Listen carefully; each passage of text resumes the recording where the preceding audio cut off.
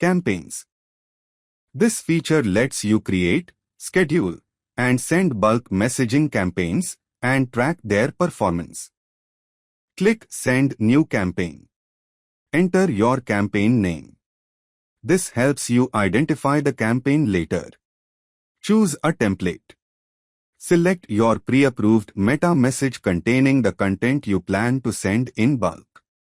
Select contacts or upload a CSV file.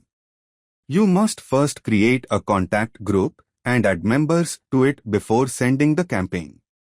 Optional, schedule a send time, then click Apply.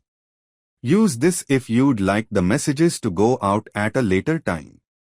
After clicking Apply, template preview, estimated cost, and total number of contacts will be shown. Click Send Campaign. How to view campaign reports.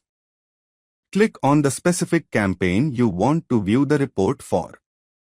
In the Analytics section, you will see the following details. Contacts, total number of contacts targeted in the campaign. Delivered, number of messages successfully delivered. Read, number of messages that were read.